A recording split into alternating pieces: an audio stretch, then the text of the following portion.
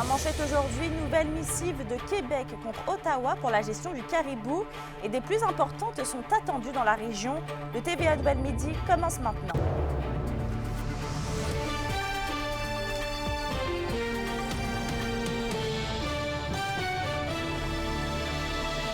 Bon midi tout le monde et bienvenue parmi nous. Nouvelle missive de Québec contre Ottawa dans le dossier du caribou forestier. Deux ministres québécois ont envoyé une lettre plus tôt ce matin au ministre fédéral de l'Environnement pour tout simplement dénoncer le futur décret visant à protéger les populations de l'espèce dont on a eu une copie. Mais Alexandre, c'est quoi l'objectif de la ministre Maïté Blanchette-Vizina derrière tout ça? Eh bien, c'est simple, c'est de dire au gouvernement fédéral qu'il doit faire marche arrière.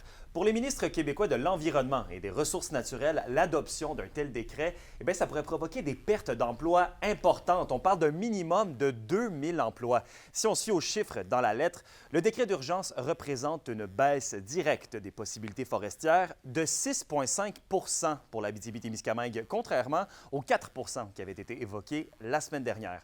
Aussi, Québec en a beaucoup contre la manière d'agir du gouvernement fédéral dans le dossier et appelle au respect du partage des compétences, notamment en rappelant que la gestion des terres publiques et des espèces qui s'y trouvent, ça relève des compétences exclusivement du gouvernement québécois. Le gouvernement Legault considère donc que le gouvernement fédéral est tout simplement déconnecté de la réalité du terrain. Pour nous, ces motifs sont inacceptables. En fait, la décision, elle aura des impacts dans les régions du Québec et ne prend pas en compte nos considérations régionales, la vitalité économique de nos régions. On veut protéger l'espèce et on prend des mesures pour le faire. C'est plus de 100 millions que le Québec a déjà investi, puis on fait bonne figure face aux autres provinces du Québec, du Canada dans cette matière. C'est au gouvernement du Québec d'agir. On a les connaissances terrain pour prendre des bonnes décisions, s'assurer d'avoir le moindre impact tout en protégeant l'espèce. D'ailleurs, le Québec a annoncé qu'il ne participera pas aux rencontres de consultation entourant l'élaboration d'un éventuellement décret d'urgence. Pour eux, la lettre qu'ils ont envoyée ce matin suffit à faire valoir les intérêts des régions. Je vous reviens ce soir avec plus de détails sur ce qui est maintenant la saga du caribou forestier. Un dossier qu'on va certainement suivre. Merci Alexandre. Au plaisir. Bon, on le voit, le ciel est bien gris dans la région et d'ailleurs d'importantes quantités de pluie vont tomber toute la journée dans la région. Environnement Canada a d'ailleurs émis un avertissement de pluie torrentielle pour le secteur du Témiscamingue. On y attend de 20 à 30 mm de pluie en l'espace de quelques heures. Des inondations sont donc possibles et en Abitibi, ce sont entre 30 et 50 mm de pluie qui pourraient tomber jusqu'à jeudi matin. Alors que certains experts apportent des risques de tornades dans la province, la région n'est pas concernée. On a un système qui nous a amené quand même pas mal de précipitations, un système qui est aux États-Unis, en Ontario, mais qui est en train de monter un petit peu plus vers le nord du Québec, donc qui nous donne des précipitations depuis hier. On a reçu beaucoup de précipitations, surtout dans une région concentrée dans le sud du Témiscamingue, où on a dans ces régions-là dépassé les 50 mm, donc probablement des endroits, là, 70 mm ont été atteints aussi. La veille d'orage violent qui pourrait peut-être générer une tornade, c'est vraiment pas certain, mais c'est plus du côté de l'Outaouais, je dirais sud de l'Outaouais, peut-être région Mont-Laurier à la limite. Donc ça ne concerne pas nécessairement la région de l'Abitibi-Témiscamingue. Le ministre responsable des services sociaux, Lionel Carman, est de passage dans la région aujourd'hui pour inaugurer officiellement le centre de crise de Malartic. Il est d'ailleurs accompagné du député d'Abitibi-Est, Pierre Dufour. Et on rappelle que le centre de crise avait ouvert ses portes à des usagers le 25 juin dernier. En lien avec les Premières Nations, maintenant, de nombreux nouveaux projets se concrétisent dans la Première Nation de Québec. D'ici la fin du mois d'août, un centre de santé et un nouveau poste de police seront accessibles aux membres de la communauté. Le ministre responsable des relations avec les Premières Nations et les Inuits, Yann Lafrenière, a d'ailleurs visité les nouvelles installations ce matin. Et en exclusivité, notre journaliste Kémilia Liberté était aussi sur les lieux. Elle nous présentera donc un reportage complet ce soir. Je suis content qu'on parle de positif, parce que malheureusement, ça n'arrive pas très souvent. Vous avez vu des beaux projets, mais tout ça part d'un plan. Un plan très, très clair que la communauté a établi. Alors, très, très, très fier de voir ça. Et là, tout s'est enchaîné. On a un nouveau centre de santé qui fait rêver plusieurs personnes. Un poste de police qui me rend jaloux. Dans mon ancienne vie, j'aurais bien aimé travailler dans un poste comme ça. Mais ça démontre la vision qu'ils ont, la vision sur plusieurs années. C'est pas juste pour aujourd'hui, c'est pour le futur. C'est une communauté qui s'est prise en main. En santé maintenant, le CISAT lance un avis à la population de la MRC d'Abitibi-Ouest, donc de Val-Paradis, de Beaucanton et de Villebois, quant à l'accès à leurs différents CLSC. Dans le cadre de la période estivale, les services de prélèvement sanguin et de santé courant dans les CLSC seront offerts exclusivement à Lassar. La population de ces secteurs est donc invitée à se rendre au CLSC et au centre multiservices de santé et de services sociaux. Les soins dans les établissements visés vont reprendre le 10 septembre prochain et ces fermetures temporaires sont en raison de la pénurie de main-d'œuvre qui entraîne des modulations de services en fonction des ressources disponibles. Sur notre sujet maintenant, la production d'une fausse bière en signe de protestation face au règlement. Voilà le projet de l'Association des microbrasseries du Québec et de l'Association des marchés publics du Québec. Les microbrasseries québécoises sont les seules au pays à ne pas pouvoir vendre leur bière dans les marchés publics en raison d'une loi désuète.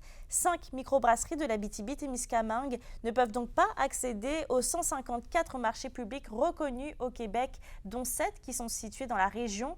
Les microbrasseries ont donc encapsulé de l'eau à l'intérieur d'une canette qui est nommée la pas permise. La question du jour TVA, une présentation de Mobilier Bélan qui vous offre depuis plus de 50 ans un service de qualité et un grand choix de matelas, mobilier, électro au prix compétitif que vous recherchez. À la question du jour, on vous demande, êtes-vous pour ou contre les bières de microbrasserie dans les marchés publics de la région? Pour voter et commenter, rendez-vous au tvabitibi.ca.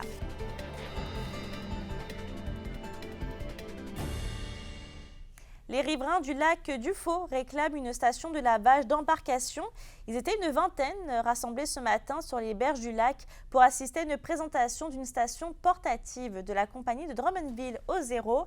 Et depuis maintenant près d'un an, un groupe de citoyens mène des travaux avec la ville de Rouyn-Noranda pour établir une station permanente aux abords du lac. Et on souhaite conserver son intégrité environnementale qui, en plus d'être un endroit de plus en plus achalandé, eh bien, c'est la plus importante source d'eau potable de Rouyn-Noranda. Et même si le dossier est sur pause depuis maintenant peu, eh bien, les élus et les riverains aimeraient dénouer l'impasse quant à sa localisation finale d'ici l'été prochain. Et justement, on reste à Rouyn-Noranda puisque le terrain de l'ancien restaurant Au Poulet fera place à un immeuble de bureaux de 4 étages. La ville a autorisé la destruction de la dalle de béton et le réaménagement des lieux. Et on rappelle qu'en juin de l'an dernier, un incendie avait complètement ravagé le restaurant Au Poulet et la crèmerie Au Glacier. Les propriétaires avaient aussi annoncé en janvier dernier qu'ils ne reconstruiraient pas les installations. Dans un autre dossier, les refuges pour animaux de la région débordent actuellement et notamment de chatons. Avec la récente période de déménagement du 1er juillet, la situation est malheureusement loin de s'améliorer. Reportage d'Alexis Dumont. Le nombre de chatons présents dans les refuges de la région continue d'augmenter. Plusieurs abandons ont été remarqués dans les derniers mois, mais la situation ne date pas d'hier. C'est sûr que les déménagements, ça y joue pour beaucoup. Les propriétaires qui n'acceptent pas les animaux dans certains logements, les gens déménagent, donc ils ont des animaux, ne peuvent pas les transférer dans leur nouvel appartement, nouvelle demeure, donc doivent les abandonner. Malheureusement, les refuges débordent déjà, donc les gens ne sont pas nécessairement capables de les relocaliser. Plusieurs chats se retrouvent également non stérilisés, donnant lieu à plusieurs portées de chatons, ce qui augmente le nombre de petits poilus, et les familles pour les accueillir restent toutefois insuffisantes. Nous autres, on a une page Facebook qu'on marque « Recherche propriétaire » quand on récupère un chat ou un chien. Ils ne sont pas réclamés, fait que c'est sûr qu'ils ne sont pas stérilisés. Fait que des fois, le monde va se procurer un chat sur les réseaux sociaux. Ils ne les feront pas opérer. C'est sûr qu'un mâle, une femelle, peut opérer à l'âge adulte, même pas adulte, là, dès qu'ils sont ados, là, bien, ça fait le territoire. Certains refuges de la région ont besoin de main forte pour venir à bout de pouvoir aider au maximum ces petites bêtes. On approche 80 chats présentement sur une capacité d'à peu près 40. Là. Donc, c'est vraiment difficile. On a beaucoup d'aide des citoyens. Là-dessus, on est vraiment chanceux. Des dons en argent, en nourriture, en litière, ça nous donne un bon coup de main. Le manque de bénévoles, ça nous tue beaucoup. Là. On fait beaucoup d'heures. Fait que c'est sûr que le bénévolat, les gens qui s'offrent et qui viennent nous aider, ça nous aide vraiment beaucoup. Mais le plus gros problème, c'est le manque d'espace pour toutes les accueillir. La directrice générale du refuge à Rouyn-Noranda est catégorique. L'organisme est une solution de dernier recours. Le refuge doit demeurer l'option de dernier recours. Ce n'est pas la première option à envisager. Il faut vraiment essayer de relocaliser l'animal de son côté avec la famille, les réseaux sociaux, les collègues. Ici, à la SPCA de Val-d'Or, une campagne de sensibilisation est notamment sur la table pour 2025 dans le but de faire prendre conscience aux jeunes de l'importance du problème. Alexis Dumont pour RNC Nouvelles, à Val-d'Or. Le groupe Adelphes sera en spectacle ce soir au cabaret de la Dernière Chance et demain sur la scène du quartier centre de la rue piétonne à Rwanda. Et c'est un groupe qui prône l'inclusion sous toutes ses formes. Adelphes compose des chansons tout en douceur, mettant de l'avant les textes et l'interprétation.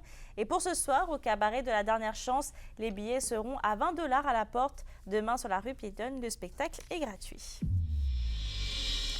Une vingtaine d'athlètes de la région prennent part depuis hier à la mission Arikana et on rappelle que le but de la mission est de sensibiliser la population aux ressources offertes pour lutter contre la détresse psychologique.